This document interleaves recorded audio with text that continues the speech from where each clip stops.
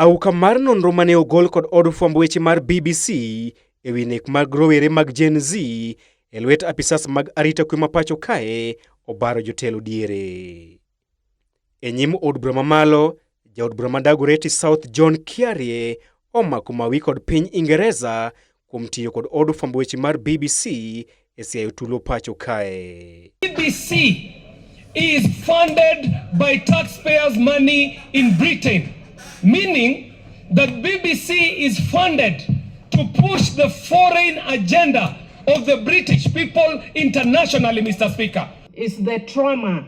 Mr. Speaker, I said it when Honorable Elachi lost the son. Mr. Speaker, we have a very angry young generation in this country. And part of the anger is on the issues that we are seeing, Mr. Speaker. And we cannot bury our heads in the sand, Mr. Speaker. Mr. Speaker, let Parliament take the lead. And let us find a way of helping these young people to heal. Because, Mr. Speaker, we don't know what may come in the next few months, next year, or whatever. E nonro margi, od fwambo weche mar BBC ne oyango apisa mar obila mane omak e kanda ka siayo obila wetene mondo ochiel gi magina rowere mane omanore mana kod bendera mar piny Kenya pimodho kod firimbi. E picha machielo, nonro makamano ne oketo e lela apisa moro mane orwako uniform machal kod mar jolweny kachielo kod magina rawera moro mane ringo kowuok oko ma od bura e kinde ng'anyo mag rowere mag Gen Z. E korka kore, jalay kweth jood bura manok Milly Odhiambo okwayo jood bura wetene mondo kik rikni e sayo ute fwambo matayo tijegi e miyo jopiny adiera. Chung' makamano bende osir lwedo kod jaod bura ma Suba South Karoli Omondi kod jagoro mar Jubilee Jeremiah Kioni. Mane BBC otimono, koro winjore kawe mondo ti kode kitimo nonro. Mondo gik machalo kamagi king'eyo pinje mamoko, gin gik ma koko tim nonro to pod biro bedo ka kelo ich wang'. Nyaka timga nonro ma ji ng'e adieri ne nang'o eka kwe biro bede maber. To ne en gima notimore marach ahinya. Notimore marach ni ji notho kendo ineno kaka BBC be lande gi pictures ma gikete. To ato kapar ni ng'ato nyalo bedo ni tiyo gi BBC mondo ovuruga Kenya, mano to kapar.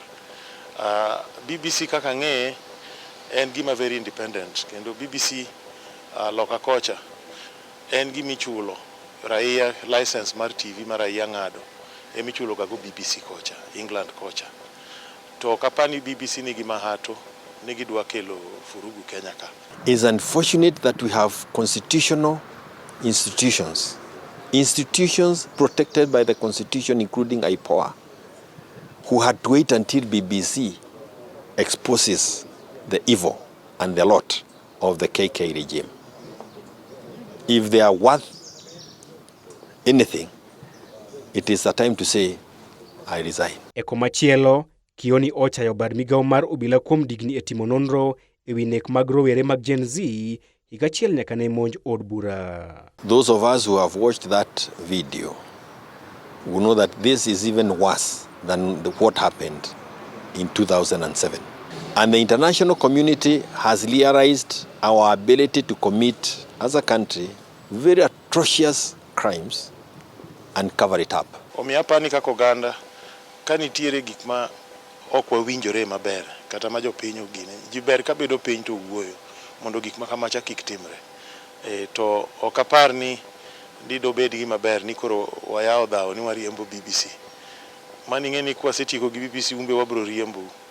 Ka tibro riemba ji to ng'e ni piny maonge media to kapani piny manya bedo maber. Piny owacho kata kamano pod odino dhoge ewi nonro makamano e kinde maduol mar IPOA to yango ni gisetieko timo nonro ewi buche 22 matudo obila kod nek mag jong'anyo. Chung' mar jotelo ewi nonro mane ogol kod wang' jowi mar BBC ewi ng'anyo mag rowere mag Gen Z mane omonjo od bura tarik 25 dwe mar auchiel higa mokalo en ni piny Kenya osegoyo ondamo 2 chien e weche mag demokrasia kaachiel kod rito ratiro mag oganda. Chris Owino, Ramogi TV, Parliament Buildings, Nairobi.